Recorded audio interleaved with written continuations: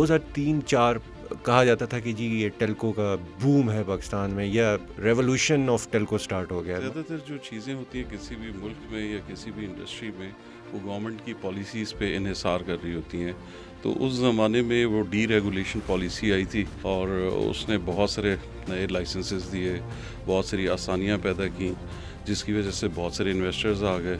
आज के इस दौर में टेल्को इंडस्ट्री को कहाँ देख रहे हैं? टेल्को है, this is just another service, जैसा आपकी बिजली या गैस है। अगर आप अर्ली 2000 या लेट 90s में कर लें तो उस वक्त ये नई इंडस्ट्री थी और नया फील्ड था, तो उस वक्त लोग इससे थोड़ा सा ज़्यादा ओवर एक्सपेक्ट कर रहे थे। ऐसे हर्डर या कोई चैलेंजेस या उनकी एक्सपेक्टेशंस जो थी वो मीट नहीं हो सकी और उन्होंने कहा नहीं अब एग्जिट करें। मोरलेस ये वर्ल्ड वाइड इसी तरह ही है। हर प्रोडक्ट का जो है ना एक लाइफ साइकिल है। अगर आप टेलनॉर को देखें तो टेलनॉर सिर्फ पाकिस्तान से थोड़ी एग्जिट किया है उसने, तो टेलनॉर ने इंडिया से भी एग्जिट किया, टेलनॉर बांग्लादेश के अंदर, तो टेलनॉर उधर से भी एग्जिट करना चाहती है। कितना ब्लेम कर सकते हैं इकोनॉमिक कंडीशंस ऑफ पाकिस्तान को कि ये जो कुछ मर्जर्स हुए हैं, कंसोलिडेशन आप कह लें, और ये जो एग्जिट्स हैं? और जितनी भी कंपनियां, ये सब के रेवेन्यू जो है वो डॉलर वैल्यू में ही वो लोग कैलकुलेट करते हैं, तो डीवैल्यूएशन जो है उसने एक बहुत ज़्यादा इम्पैक्ट किया इन लोगों को। फिर उसके बाद कंपटीशन ने वैसे ही प्रॉफिटेबिलिटी कम कर दी थी, फिर टैक्सेशन जो ऊपर लग गई तो वो मजीद हो गया।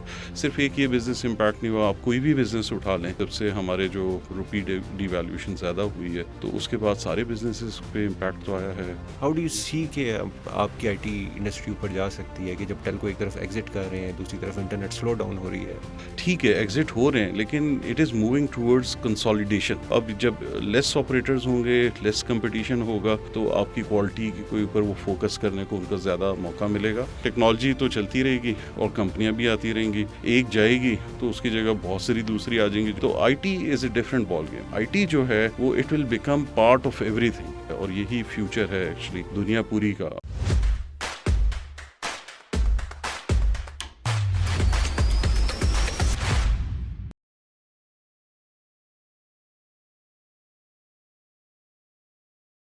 अस्सलाम वालेकुम, welcome to fresh new episode of Cybrate cast. आज हमारे पास इंडस्ट्री एक्सपर्ट एक मौजूद हैं जिनसे हम टेल्को के हवाले से बात करना चाह रहे हैं। रिसेंटली आपने देखा कि टेल्को को लेके इंडस्ट्री कंसोलिडेशन भी हो रही है, और टेल्कोस जो हैं वो फिनटेक की तरफ भी जा रही हैं। तो ये दो मुतज़ाद चीज़ें लगती हैं कि एक तरफ कुछ बड़े नाम मार्केट से एग्जिट होना चाहते हैं और दूसरी तरफ वो फिनटेक में अपने कदम जमाना चाहते हैं, और तीसरी तरफ हम देखते हैं कि इंटरनेट जो है वो एक बेसिक पार्ट बन गया है, एक बुनियादी चीज़ जिसके बगैर कोई भी बिजनेस सरवाइव नहीं कर सकता, ग्रोथ नहीं जिसकी नहीं हो सकती। तो ऐसे में हम जो आईसीटी सेक्टर है या इंडस्ट्री है उसको कहाँ देख रहे हैं, उसका फ्यूचर क्या है, और इंफ्रास्ट्रक्चर पाकिस्तान में वो फ्यूचर में वो किस तरफ जाएगा। इस सब पे बात करने के लिए we are honoured to have Atif Mustafa, who is CEO of the cloud services. More than 2 decades का उनका इंडस्ट्री एक्सपीरियंस है। टेल्को की में मुख्तलिफ रिमार्केबल अचीवमेंट्स उनकी सीवी पे आप देखेंगे, और उसके अलावा ही इज़ एन एंटरप्रेन्योर, उन्होंने अपनी कंपनीज बनाई हुई हैं और काफ़ी कुछ कर रहे हैं। तो जो जो कुछ भी वो कर रहे हैं वो आज हम उनसे पूछते हैं। सबसे पहले अस्सलाम वालेकुम आतिफ साहब। वालेकुम सलाम, क्या हाल है जी आपके? खैरियत से? अल्हम्दुलिल्लाह sir, nice to have you here today. Likewise जी, थैंक यू वेरी मच। अच्छा आतिफ साहब, थोड़ा सा टेल्को से स्टार्ट करेंगे हम। जी जी। 2003-4 कहा जाता था कि जी ये टेल्को का बूम है पाकिस्तान में, या रेवोल्यूशन ऑफ टेल्को स्टार्ट हो गया है। मतलब मैं अगर 2000 से 2010 की दिहाई में देखूं तो पाकिस्तान में सिर्फ दो चीज़ें नज़र आती थी, एक तो टेल्कोज और दूसरे बैंक्स, और दोनों उसमें बड़े बड़े नाम। तो ये बूम कैसे हुआ था, या ये उस वक्त की नीड थी, इस पर थोड़ा सा एलेबोरेट करेंगे? बस ये देखिए, ज़्यादातर जो चीज़ें होती हैं किसी भी मुल्क में या किसी भी इंडस्ट्री में, वो गवर्नमेंट की पॉलिसीज़ पे इन्हिसार कर रही होती हैं। तो उस ज़माने में वो डीरेगुलेशन पॉलिसी आई थी और उसने बहुत सारे नए लाइसेंसेस दिए, बहुत सारी आसानियाँ पैदा की, जिसकी वजह से बहुत सारे इन्वेस्टर्स आ गए। तो हमें बड़े नाम तो अब सिर्फ 2-3 ही याद हैं जो उस वक्त आए थे, लेकिन उसके अलावा बहुत सारे छोटे नाम भी थे जो अच्छा। कि एलडीआई और डब्ल्यूएलएल के लाइसेंसेस और डीनॉप के लाइसेंसेस में आए थे। तो जीएसएम में जिस तरह आपके टेलीनॉर आ गया था, वारिद आ गया था, मोबिलिंक ऑलरेडी एग्जिस्ट कर रहा था, और इसी तरह यूफोन जो है वो भी अर्ली 2000 में आया था। तो ये सारे जो जितने भी आपको नाम और जितनी एक्टिविटीज़ हुई थी, ये सारी उस वक़्त की गवर्नमेंट की डीरेगुलेशन पॉलिसी जो थी, बहुत ही काबिल लोगों ने बनाई थी और बहुत अच्छी पॉलिसी बनी थी, जिसकी वजह से ये सब कुछ हुआ था। तो जब भी गवर्नमेंट सपोर्ट करती है रिज़ल्ट्स आते हैं, तो यही सारी चीज़ है, बिल्कुल। मतलब all credit goes to boys who played well with at that time. लेकिन इसमें सर मेरा सवाल है कि देखिए, हम 2000 की तकरीबन बात करें तो मैं देख रहा था $5 की वॉइस कॉल एक आम यूज़र को पड़ती थी। तो शायद उसकी वजह से बड़ा आपको लगता था कि जो इंटरनेशनल प्लेयर्स भी हैं कि यार ये 250 मिलियन की है, 200 मिलियन से ऊपर की आबादी है और हुँ, इतने बड़ा रकबा है, तो बड़ा कुछ हमें यहाँ पे हुँ, मिल सकता है। तो वो हुँ, शायद उस वजह से आए और फिर जब आए यहाँ तो फिर हुँ, थोड़े से ज़्यादा लोग, ज़्यादा कंपनीज़ आना शुरू हो गई।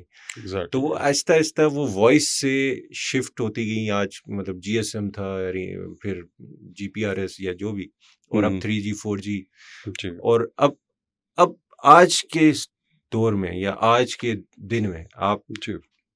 टेल्को इंडस्ट्री को कहाँ देख रहे हैं? देखिए, टेल्को जो है इट्स जस्ट अनदर सर्विस। हुँ, अगर आपके घर में सुई गैस आ रही है, आपके घर में बिजली आ रही है, हुँ, आपके घर में पानी आ रहा है, तो आपका जो टेल्को है, this is just another service, जैसा आपकी बिजली या गैस है। इसे थोड़ा-सा हम लोग जो है, अगर आप अर्ली 2000 या लेट 90s में कर लें, तो उस वक़्त ये नई इंडस्ट्री थी और हुँ, नया फ़ील्ड था। तो और बहुत सी रैपिड चेंजेस हो रही थी, हम एनालॉग से डिजिटल की तरफ जा रहे थे। तो उस वक़्त लोग इससे थोड़ा-सा ज़्यादा ओवर एक्सपेक्ट कर रहे थे। अच्छा। जबकि मैं उस वक़्त भी 2008 और 2007 में भी कहता था कि इट्स जस्ट अनदर सर्विस और ये सैचुरेट हो जाएगी। हुँ, और जैसे आपको वापडा का स्कोप नज़र आता है पाकिस्तान में, आईएसको का या जितनी भी बाकी हमारे डेस्कोज़ हैं, उसका स्कोप है, या सुई नदरन पाइप है, या इनका मतलब वो सुई सदर्न पाइप्स हैं, तो बिल्कुल एग्ज़ैक्टली उसी तरह टेल्को ने भी उसी तरह ही होना है। कोई ख़ास फ़र्क नहीं होगा। तो आप इससे ज़्यादा हम, और ये सारी दुनिया में इसी तरह ही होता जा रहा है। तो अब एटी&टी को आप देख लें या किसी को भी देख लें, तो सब जगहों पे ये सैचुरेशन की तरफ जा रही है। चूँकि इंडस्ट्री नई थी, तो उस वक़्त लोगों को लगता था कि यार ये बड़ी चार्मिंग है और बड़ा हुँ। इसमें वो है। लेकिन this is just another service. और तो उसने जाके सैचुरेट हो जाना है। सैचुरेट जब हो जाएगी, तो सैलरीज़ एक रूटीन पे आ जाएँगी, जिस तरह बाकी सर्विसेज़ में चल रही हैं। उसी तरह सैलरीज़ होंगी, उसी तरह ही ग्रोथ होगी, उसी तरह ही सब कुछ होगा।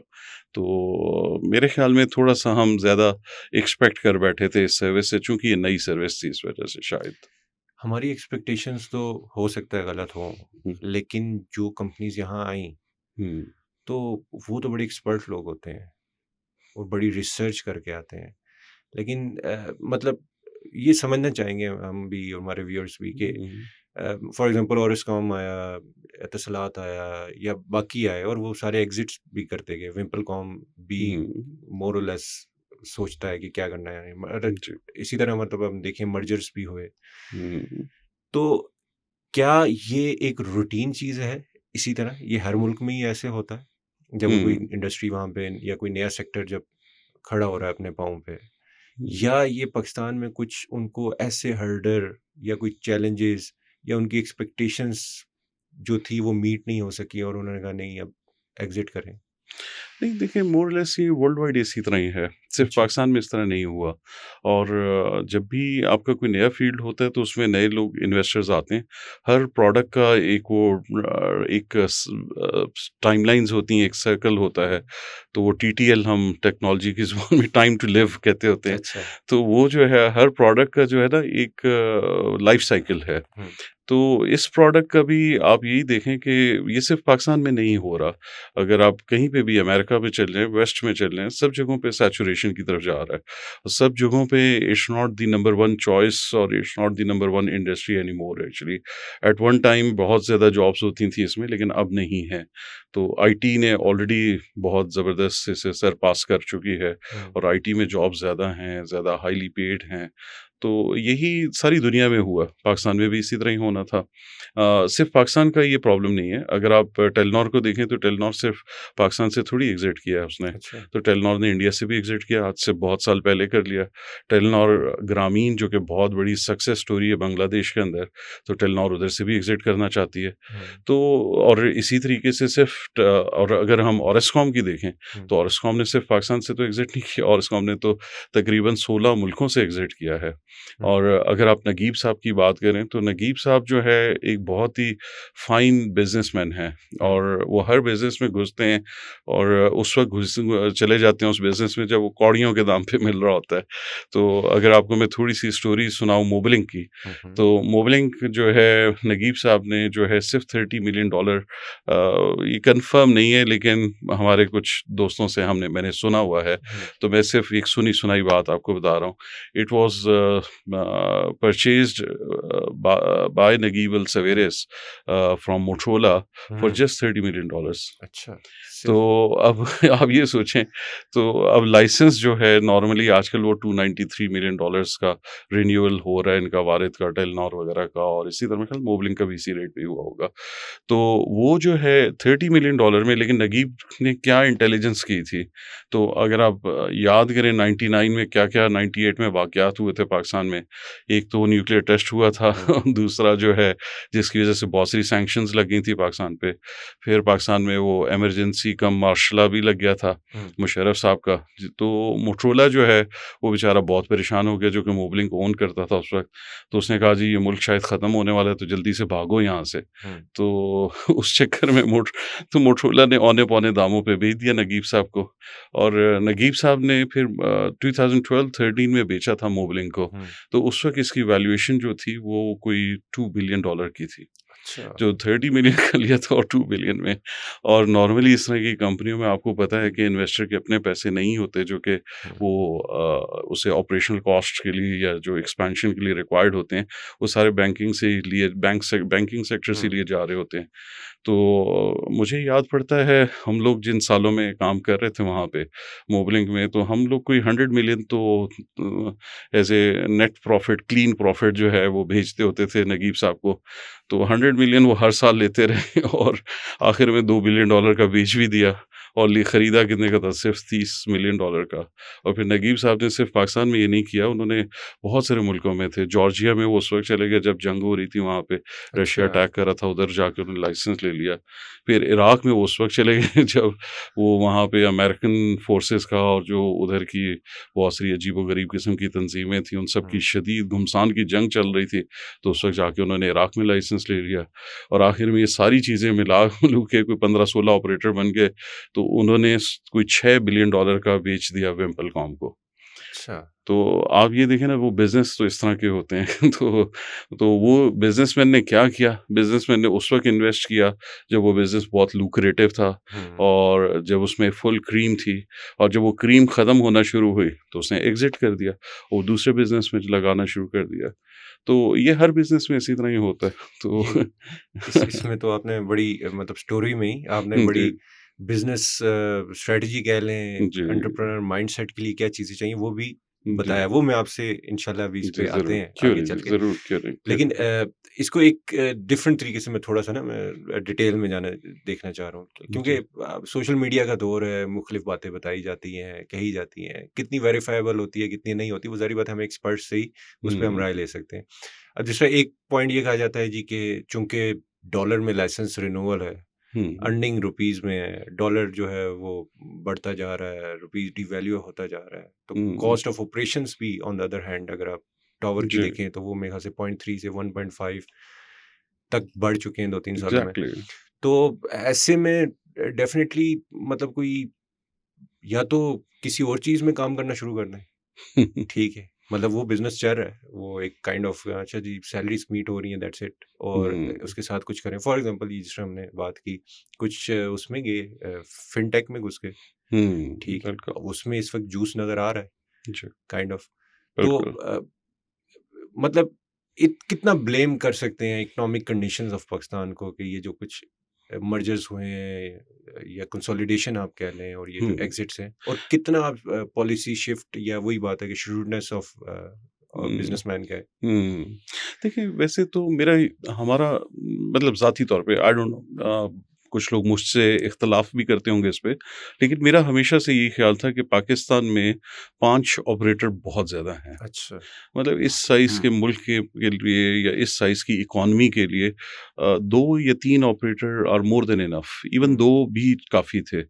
तो जब आपने बहुत ज़्यादा कंपटीशन बना देते हैं, तो ये वो बिल्कुल वो आपस में लड़-लड़ के रेड ओशन कर देते हैं सारे को। हुँ, तो वो प्राइस वॉर शुरू हो गई थी, हमारे सामने ही हुई थी और उस प्राइस वॉर में इन्होंने जो है बिल्कुल इतने पैकेजेज़ इतने लो कर दिए। फिर गवर्नमेंट ने टैक्सेशन बहुत ज़्यादा बढ़ा दी। हुँ, एक तरफ से टैक्स बढ़ रहे थे, एक तरफ से वो जो है प्राइस वॉर की वजह से हमारे आरपूस जो थे वो बहुत कम थे। तो अब आरपू एक्चुअली हम टेलीकॉम में यूज़ करते हैं, it's not a very much वो इकोनॉमी में बहुत ज़्यादा यूज़ नहीं होता, ये टेलीकॉम वाले करते हैं। एवरेज रेवेन्यू पर यूज़र जो है, हुँ, तो वो आरपूस जो थे हमारे गिरना शुरू हो गए। बिल्कुल। और दुनिया में अगर आप देखें तो वो कहीं पे अगर $40 पे है या $30 पे है या $10 पे है, तो हम लोग लेस देन $3 पे एक ज़माने में होते थे और आजकल वो लेस देन 1 हुआ है। लेस देन 1 पे चला हाँ, गया है। तो वो जो है वो ₹300 होता था तो उस ज़माने में भी, तो उस वक़्त डॉलर 100 का था। अब आज डॉलर जो है 300 का हो गया, तो लेस देन $1 पे हुँ, हो गया, तो आरपू तो वहाँ पर ही है जहाँ पे पहले था। तो इकॉनमी जो है ऑन टॉप ऑफ दैट, इन सारी चीज़ों के बाद जो इकॉनमी का जो हमारे रुपये डिवैल्यूएशन हुई है, तो उसने तो आपको जो भी आपके, चूँकि जितनी भी कंपनियाँ हैं, ये सब के रेवेन्यू जो है वो डॉलर वैल्यू में ही वो लोग कैलकुलेट करते हैं। हुँ, सिर्फ़ आपका लाइसेंस फ़ी जो है वो नहीं, बल्कि उसके अलावा जो ये लोग लाइसेंस फ़ी तो चलें 293 या 300 मिलियन है, लेकिन हमारे ज़माने में मुझे याद है 1.4 बिलियन, 1.1 बिलियन, 1.2 बिलियन डॉलर्स जो है, ये कंपनियाँ सारी करती थीं। हुँ, बड़ी कंपनियाँ, टेलीनॉर करता था, मोबलिंक करता था, बाकी भी दोनों तीनों करीब थे, बहुत ज़्यादा पीछे नहीं थे। तो अब वो जो है उसमें अगर आप ये देखें तो वो उसको डिवाइडेड बाय 3 कर दें, सही। तो सीधा अगर 1.2 बिलियन जो था वो हुँ, आपका 400 मिलियन पे आ गया। हुँ, तो यहाँ पे जो ये बहुत बड़ा इम्पैक्ट है। डिवैल्यूएशन। तो डीवैल्यूएशन जो है उसने बहुत ज़्यादा इम्पैक्ट किया इन लोगों को। हुँ, फिर उसके बाद कंपटीशन ने वैसे ही हुँ, प्रॉफ़िटेबिलिटी कम कर दी थी। हुँ, फिर टैक्सेशन जो ऊपर लग गई तो वो मज़ीद हो गया। तो ये सारे फैक्टर्स जो हैं इन्होंने मिलके इम्पैक्ट किया है सारी चीज़ को। बिज़नेस को सिर्फ़ एक ये बिज़नेस इम्पैक्ट नहीं हुआ, आप कोई भी बिज़नेस उठा लें, हुँ, तो ये पिछले 2-3 सालों में जब से हमारे जो रुपी डिवैल्यूएशन ज़्यादा हुई है, तो उसके बाद सारे बिज़नेसेस पे इम्पैक्ट तो आया है। मतलब तो इस पे भी जनरली आना ही था। तो बहुत सारी ये 3-4 बड़े फैक्टर्स हैं, जिसमें से आखिरी फैक्टर के अलावा बाकी सारे फैक्टर तो वर्ल्ड वाइड हो रहे हैं। हुँ। लेकिन ये जो आखिरी वाला फैक्टर है ये सिर्फ़ पाकिस्तान स्पेसिफ़िक है। अच्छा, आतिफ़ साहब, इसमें एक चीज़ आपने जिस तरह भी कहा कि जस्ट लाइक अ यूटिलिटी, जैसे हुँ। घर में सुई गैस आ रही है, जी, पानी जी, आ रहा है, बिल्कुल। उसका काइंड ऑफ इंटरनेट आ रहा है, अगर हम जी, थोड़ा-सा ब्रॉडर स्पेक्ट्रम में बिल्कुल बात करें सही, और आईसीटी की बात करें। बिल्कुल सही। अब telco with the size of you know users they have, um, um, um. मतलब 80% लोगों के पास तकरीबन मोबाइल मौजूद है। जी। जिस तरह आपने कहा कि उस वक़्त इसको पोस्टर चाइल्ड कहा जा रहा था, हुँ, टेल्को इंडस्ट्री को। अब वो हुँ, पोस्टर चाइल्ड नहीं है, वो कहीं बैक पे हुँ, बिहाइंड द सीन्स आ गया कि वो इनेबलर है। मतलब आज हुँ। भी हम ये पॉडकास्ट जो रिकॉर्ड कर रहे हैं, जी, जी, तो बिल्कुल, ये दुनिया तक कैसे पहुँचेगा? ये उस बिल्कुल। इंफ्रास्ट्रक्चर या उस इनेबलर जो किया है हमें जी। आईसीटी सेक्टर ने, सॉरी टेल्कोज़ ने, उसके हुँ, थ्रू ही जाएगा। अ, बिल्कुल ऐसे ही। तो अब भी इसकी वैल्यू तो इनकी मतलब in terms of, not in terms of profits या रेवेन्यू, बट कि एक आईटी जिस इंडस्ट्री आपकी 2 बिलियन की है, हुँ, अराउंड 2-3 बिलियन की है, हुँ, और आपका विजन है आप उसको 10 बिलियन तक लेके जाएं। हुँ, जब रिसेंटली आईटी की जो वर्कशॉप थी, हुँ, इन्होंने सेमिनार किया, उसमें कहा कि जी हम 10 बिलियन डॉलर। हुँ, तो विदाउट ये टेलकोस हुँ। या विदाउट इंटरनेट सर्विस प्रोवाइडर्स जी, आप तो नहीं जा सकते। बिल्कुल सही। और जबकि आपको हर दूसरे दिन आपकी शार्क्स जो हैं, हुँ, वो इंटरनेट भी काट दें, केबल भी काट दें। तो हुँ, ऐसे में हाउ, मतलब आप दुनिया भी घूमे, हाउ डू यू हुँ, सी कि आपकी आईटी इंडस्ट्री ऊपर जा सकती है कि जब टेल्को एक तरफ एग्ज़िट कर रहे हैं, दूसरी तरफ इंटरनेट स्लो डाउन हो रही है। हुँ। तो देखिए मैं आपको बताऊँ कि जो टेल्को एग्ज़िट जो हो रहे हैं वो एग्ज़िट खुदा न ख़वास्ता ये नहीं हो रहा कि अगर वो एग्ज़िट ठीक है एग्ज़िट हो रहे हैं लेकिन it is moving towards consolidation. Um, तो वो कंसोलिडेशन हो रही है ना, तो वो देखिए मार्केट्स जो आप देखें तो अमेरिका जैसे मुल्क में कितने ऑपरेटर्स हैं, कनाडा में कितने ऑपरेटर्स हैं, तो अमेरिका की पॉपुलेशन भी तकरीबन हमसे थोड़ी ज़्यादा ही है हुँ, और मुल्क भी ज्योग्राफिकली भी बहुत बड़ा है, लेकिन उसमें जो टोटल नंबर ऑफ ऑपरेटर्स हैं, अगर आप उनको काउंट करें और पाकिस्तान को देखें तो पाकिस्तान में ज़्यादा ऑपरेटर्स हैं अमेरिका से। तो कंसोलिडेशन तो होनी थी, सही। क्योंकि वो एडवांस मुल्क है, वहाँ से ही टेक्नोलॉजी स्टार्ट हो रही है और उसके बावजूद वहाँ पे कम ऑपरेटर्स हैं, तो यहाँ पे there was something wrong right from the beginning. तो वो अब करेक्टिव मेजर्स ले रही है, तो इसमें कोई मसला नहीं है। तो ये जो है ये बल्कि अच्छा है, कंसोलिडेशन जो है ये बेहतर है। तो अब जब लेस ऑपरेटर्स होंगे, लेस कंपटीशन होगा, तो आपकी क्वालिटी के ऊपर वो फोकस करने को उनको ज़्यादा मौका मिलेगा और जो प्राइस वॉर है वो भी थोड़ी-सी कम हो जाएगी। हुँ, दूसरी बात ये है कि एक तो आपके ये जो ऑपरेटर जो हैं, एक तरफ तो आपकी ये सेलुलर जो जीएसएम वगैरह जो हुँ, सर्विस प्रोवाइडर्स हैं, ये लोग हैं।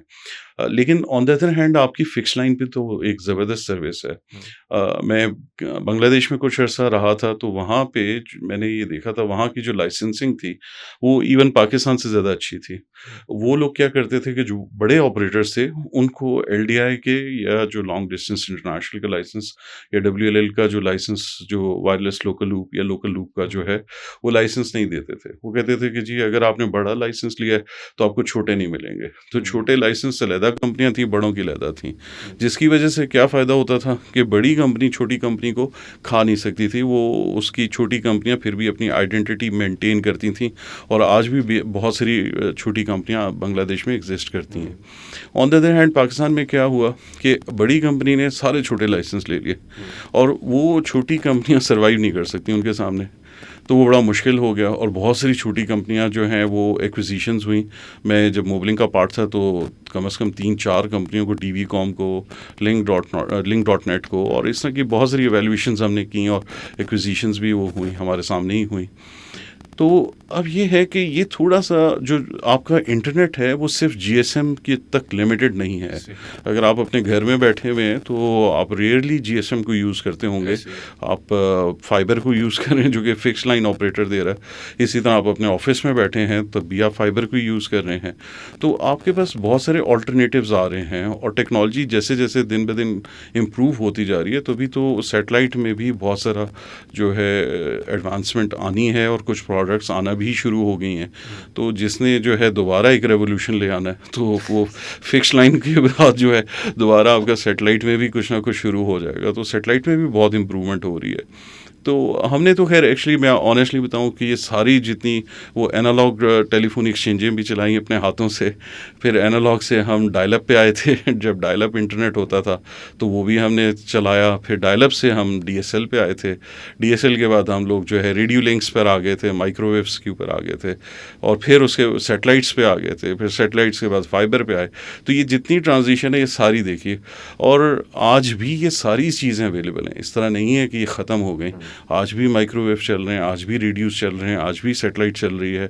डायल अप ख़त्म हो गया वैसे। वो मैं यही कहने वाला था क्योंकि तो 60% शायद हमारे जो जी, व्यूअर्स हैं ना उनको डायल अप का नहीं डायल मालूम अप का होगा। नहीं पता जी। तो वो बंदा अगर अवेलेबल है तो उनको बुला के कभी बताएँ। वो जी, तो जैसे मैं आपको बताऊँ मैंने वैसे सबसे पहली दफ़ा जो इंटरनेट या ईमेल यूज़ की थी, दैट वाज़ समवेयर अराउंड 1991 हुँ, और उस वक़्त जो है वो हम लोग डायल अप करते होते थे और एक ही अमेरिकन एम्बेसी में एक एम्प्लॉई उनके होते थे, वो private network Imran dot net चलाते होते थे और उसके ऊपर सिर्फ ईमेल चलती होती थी और जो हमारा डायल अप होता था वो 8 kbps का होता था तो 8 kbps के ऊपर हम लोग करते थे। फिर जब ये डायल अप आने शुरू हुए 36 के और 56 kbps के, तो हमें लगता था रेवोल्यूशन आ गया भाई, 56 kbps पे अब इंटरनेट चलेगा इतना फास्ट। और फिर उसके बाद हम पूरा शहर 2 MB पे चलाते होते थे। तो अब आप किसी घर में भी 2 MB लगाओ तो वो बंदा कहता है यार ये क्या स्पीड है। तो इस्लामाबाद पूरा शहर हम पूरा सिर्फ 2 MB के बैंडविड्थ पे चलाते रहे हैं।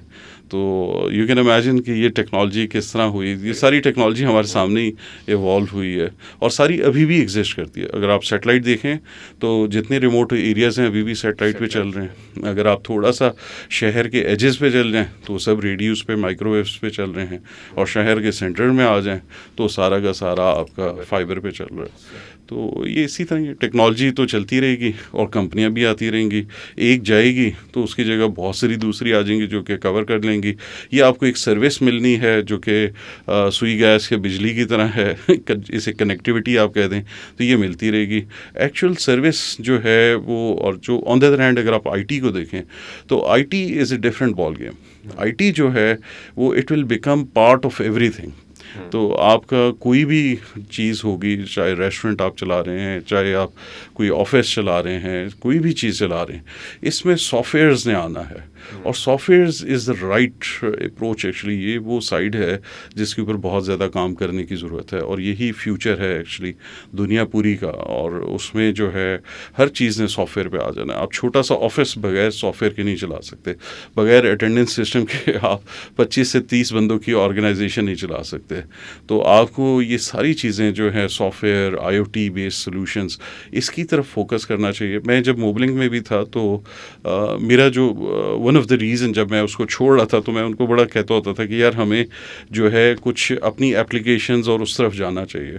फिर जब मैंने छोड़ा तो मैंने उस वक्त जो पहली अपनी कंपनी बनाई थी वो हम सॉफ्टवेयर एज ए सर्विस देते होते थे। तो हम लोग मुख्तलिफ सर्विसेज बना के टेलकोस को देते होते थे, और हमारा सारा फोकस ये था कि भाई हम सर्विसेज बनाएं।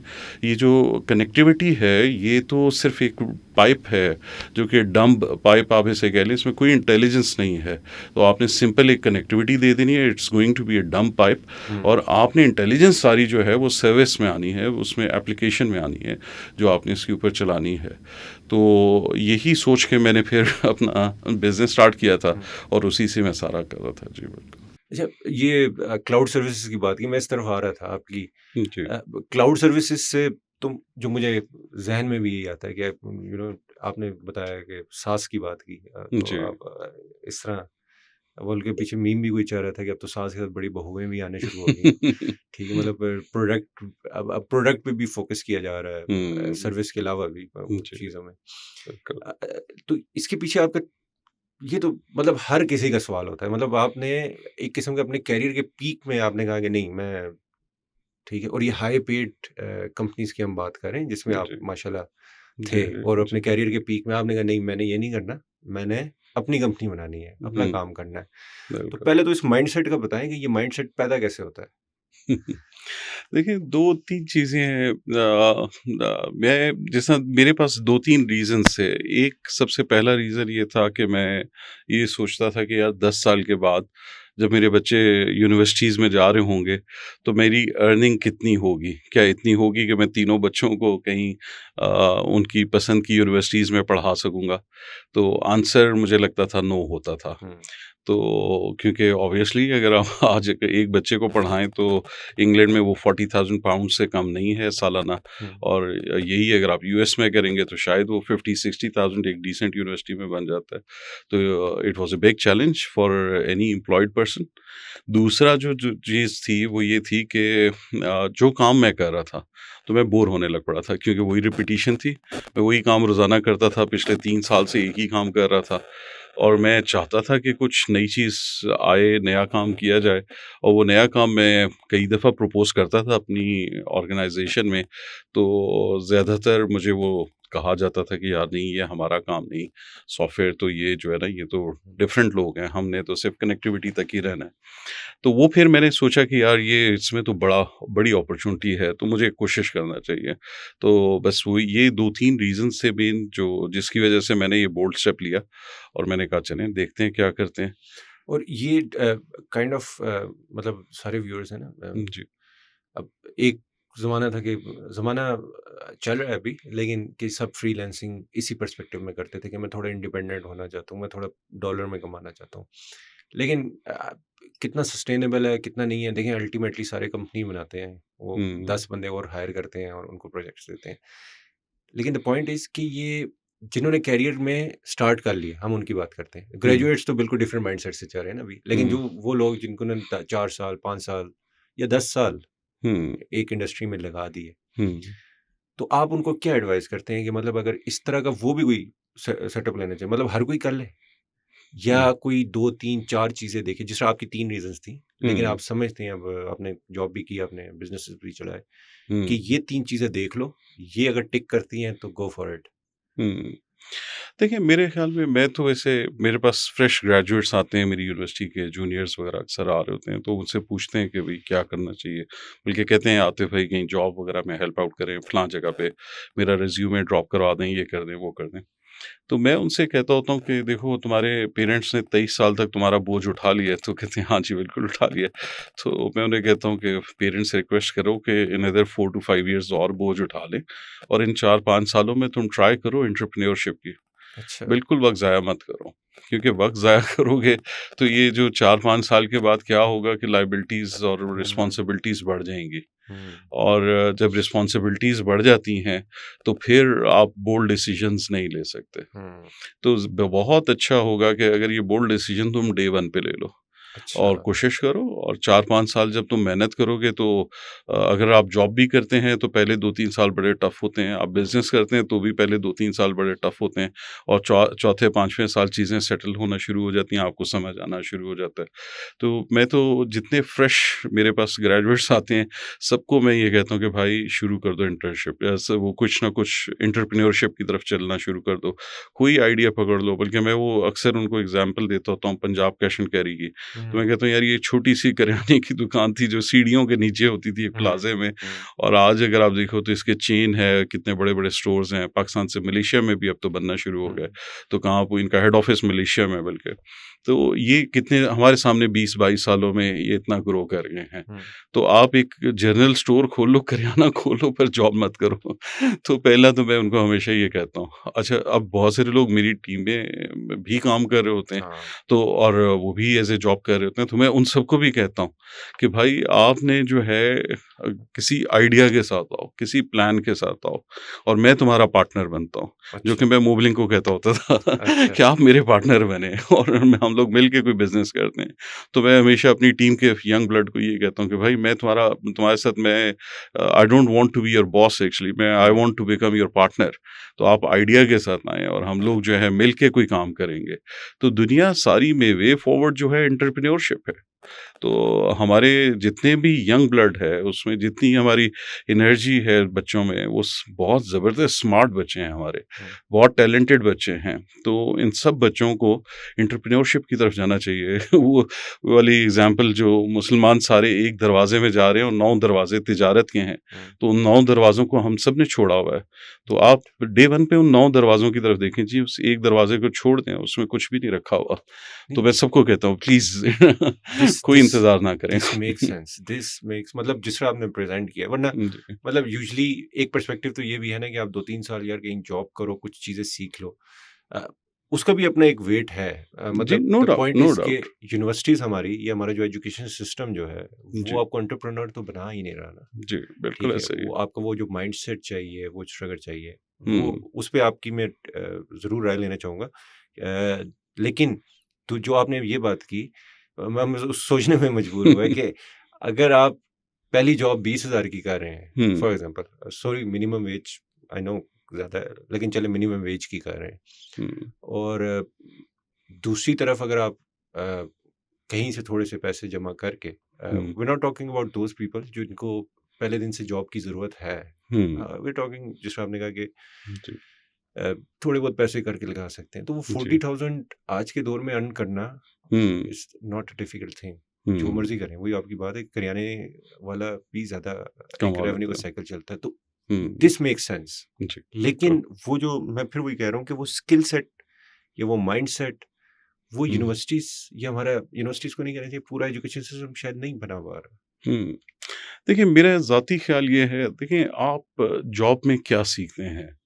अ, मुझे लगता है कि जो आपकी तरबियत होती है वो तो आपकी वालिदा की गोद से ही शुरू हो जाती है हुँ, और अगर आपकी तरबियत शुरू से ठीक है हुँ, तो वही तरबियत आपको यूनिवर्सिटी में भी, स्कूल में भी काम आएगी, और स्कूल वाली जो तरबियत है यानी वो कॉलेज में आएगी, और कॉलेज वाली यूनिवर्सिटी में आएगी, और यूनिवर्सिटी वाली आप आगे जॉब में करेंगे। जॉब में आप आएँगे, आप हमेशा अगर आप छोटी ऑर्गेनाइज़ेशन में होते हैं, तो आपको बहुत सारी अपॉर्च्युनिटीज़ मिलती हैं, आप बहुत सारी चीज़ें सीखते हैं।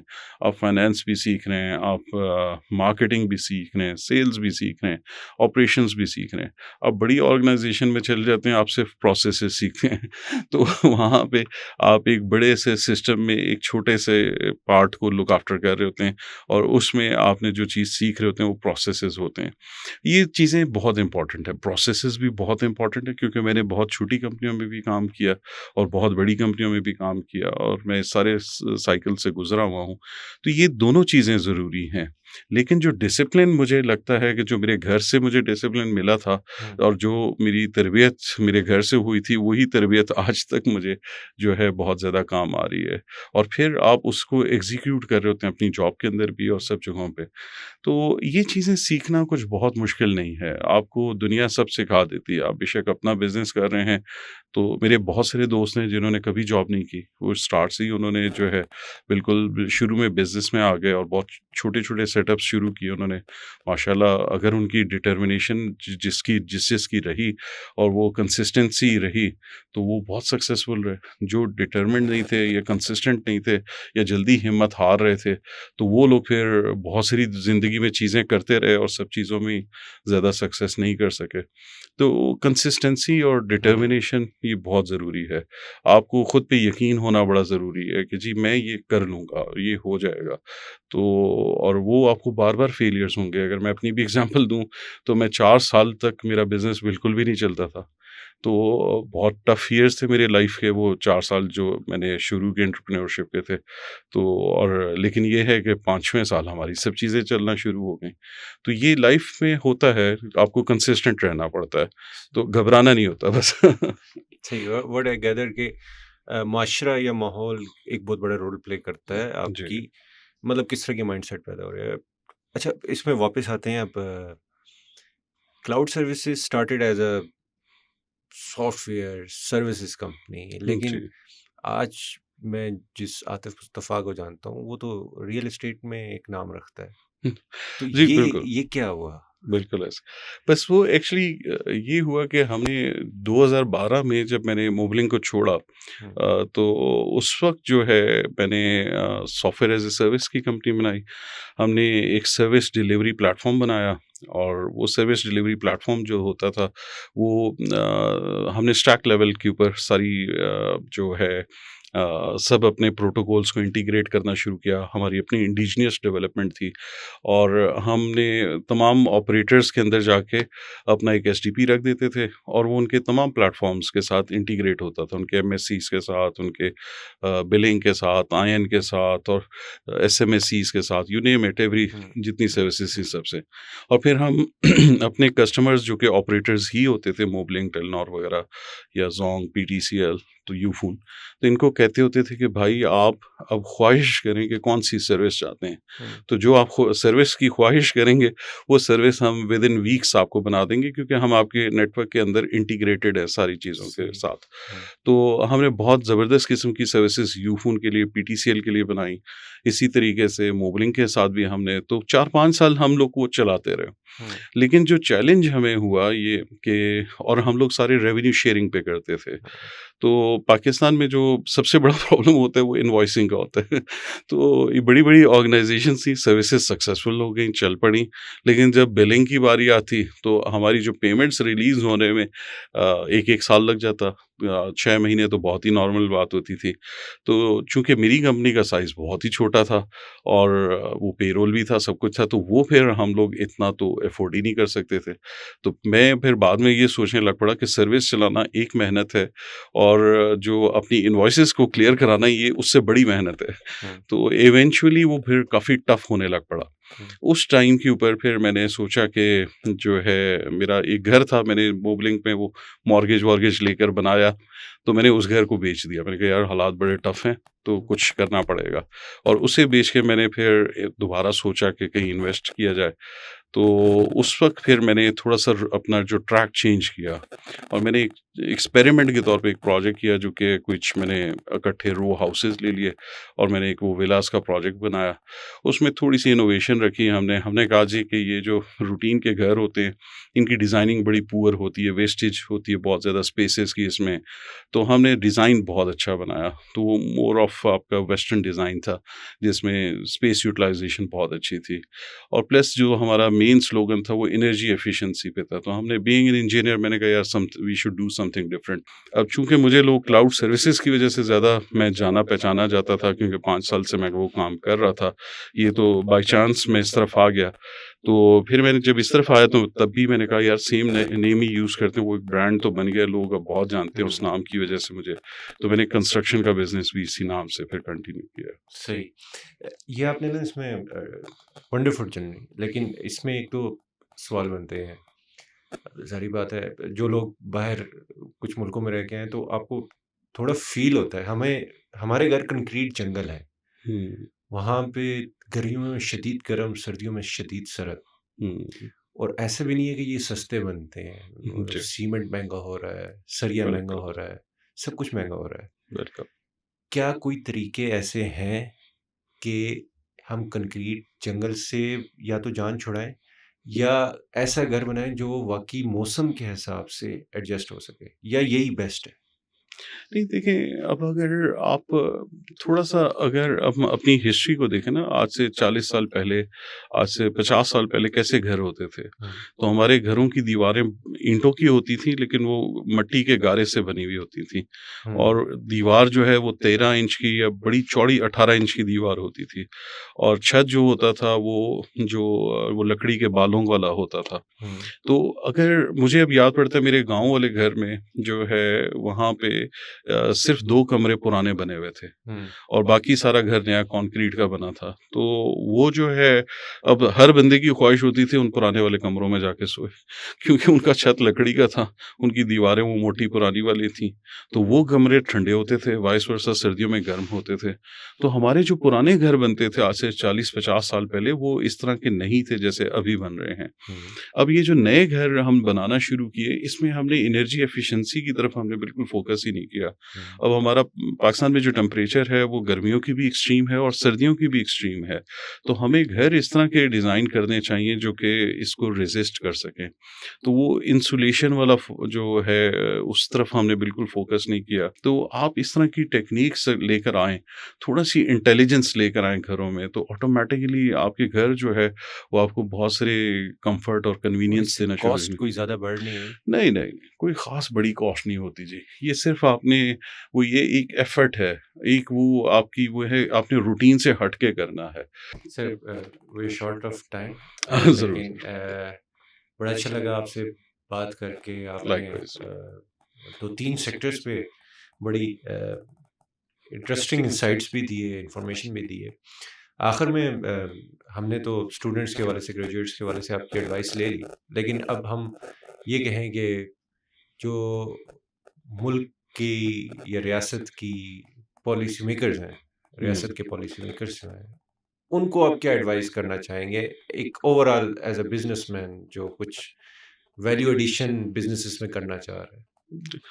देखिए, मुझे लग रहा है कि हमें जो है ना जो मेन चैलेंज है, हमें अपनी डायरेक्शन का नहीं पता कि हमने जाना किधर है। मैं सिर्फ़ 2 छोटी-सी आपको एग्ज़ाम्पल्स दे देता हूँ, एक टर्की की और एक चाइना की दे देता हूँ। हुँ, ये दोनों मुल्कों को आप 30 साल पीछे चले जाएँ, बुरे हालात में थे। हुँ, बुरा हाल था तीन दोनों मुल्कों का। हुँ, 90s में अगर आप देखें तो चाइना जो है, मुझे याद पड़ता है कि वो हम छोटे थे, 80s की बात है ये। तो मेरे नाना जी वो कहीं वो मिडल ईस्ट में जॉब करते रहे, वो एयरोनॉटिकल इंजीनियर होते थे, तो डेपुटेशन पे होते थे। तो कुवैत में भी रहे, लीबिया में भी और भी। तो वो जब भी आते थे पाकिस्तान तो मेरे लिए कोई टॉय ज़रूर लाते थे। अच्छा, अच्छा वो टॉय अगर मेड इन इटली होता था या मेड इन जर्मनी होता था तो मुझे बड़ा ज़बरदस्त लगता था। सही। अच्छा बाद में एक आध दफ़ा वो मेड इन चाइना का ले आए। मैंने कहा यार लगता है नाना जी की जो सैलरी है ना कुछ कम हो गई या नाना जी कंजूस हो गए। तो चाइनीज़ टॉय को भी हम अच्छा नहीं समझते थे। ये 80s की बात है। तो चाइना ने आज अगर आप देखें तो आप किसी पे चल जाएँ, टॉयज़ आर अस पे चल जाएँ, किसी जगह पे चल जाएँ, सभी चाइनीज़ हैं। हुँ, ख़त्म हो गया इटली वाला टॉय और जर्मनी वाला। सब जगहों पे जितनी ब कारखाने हैं सब चाइना के हैं। तो क्या उन्होंने किया क्या? इन सालों में हुआ क्या चाइना में या उधर यही मोरलेस अगर आप टर्की की बात करें तो यूरोप का चाइना है। तो यूरोप में सारा सामान जो है ज़्यादातर प्रोडक्शन टर्की से होके पूरे यूरोप को सप्लाई जो हो रही है। देखिए इन दोनों मुल्कों ने क्या किया, इन दोनों मुल्कों ने अपने शहरों को बनाया, अपनी बिल्डिंग्स को बनाया, अपने इंफ्रास्ट्रक्चर को बनाया। इन जब ये अपने इंफ्रास्ट्रक्चर को बनाया तो उसके लिए नीड थी बहुत सारी इंडस्ट्री की। तो वो इंडस्ट्री इनकी लगी और उस इंडस्ट्री ने अपने मुल्क के इंफ्रास्ट्रक्चर को बनाने में सारा उसने कंट्रीब्यूट किया। सही। लेकिन जब अपने मुल्क की एक सर्टेन रिक्वायरमेंट थी, सैचुरेशन आ गई उसकी वहाँ की रिक्वायरमेंट की, वहाँ पे जितनी नीड थी हाउसिंग की, जितनी नीड थी बिल्डिंग्स की, इंफ्रास्ट्रक्चर की, वो पूरी हो गई। तो फिर अब फैक्ट्रियाँ तो लगी हुई थीं और फैक्ट्रियों में लोग भी काम कर रहे थे और उनके सेल्स एंड मार्केटिंग डिपार्टमेंट भी थे। तो उन्होंने क्या किया, वही जो अपना सामान अपने मुल्क में कंज़्यूम हो रहा था, वो उन्होंने बाहर मुल्कों में बेचना शुरू कर दिया। सही। और पूरी दुनिया का अब वही उन्हीं के सामान, टर्की के सामान पूरी वो यूरोप में जा रहा है। हुँ, आपका चाइना का सामान सारी दुनिया में जा रहा है और वो उनकी अगर देखें इकॉनमी तो सुपर पावर्स को वो थ्रेट कर रहे हैं इस टाइम पे जो उनकी सिचुएशन है।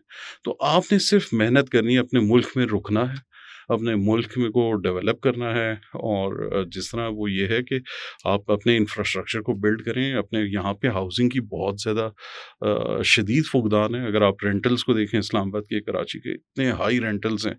इसका मतलब सिर्फ यही है कि यहाँ पे बहुत ज़्यादा ज़रूरत है घरों की, यहाँ पे बहुत ज़्यादा ज़रूरत है इंफ्रास्ट्रक्चर की। तो आप अपना इंफ्रास्ट्रक्चर बिल्ड करें। आपका जब इंफ्रास्ट्रक्चर बिल्ड हो जाएगा, उसके बाद फिर आपकी फैक्ट्रियाँ बन जाएँगी, प्रोडक्ट उनके मैच्योर हो जाएँगे, वो प्रोडक्ट जो है इंटरनेशनल स्टैंडर्ड्स पे चले जाएँगे। जब वो सब कुछ होता है तो यही आप फिर आपके पास अफ्रीकन मार्केट है, आपके पास और बहुत सारी मार्केट्स हैं, साउथ एशिया के बहुत सारे और मुल्क हैं, आप उधर भेजना शुरू करें। तो यही I think this is the way forward. आपके सामने 2 मॉडल हैं, आपने सिर्फ कॉपी करना है, फोटोकॉपी करना है उसको और कुछ नहीं करना। Thank you so very much Asif sahab. Pleasure ji, pleasure likewise. Guys do share your feedback. हमारे कमेंट में हमें करके बताइएगा कि आपको क्या चीज़ पसंद आई और मज़ीद आप क्या जानना चाहते हैं, तो definitely will get back to you with the answers. अपना ख्याल रखिएगा, नेक्स्ट एपिसोड में दोबारा मिलते हैं। अल्लाह हाफ़िज़।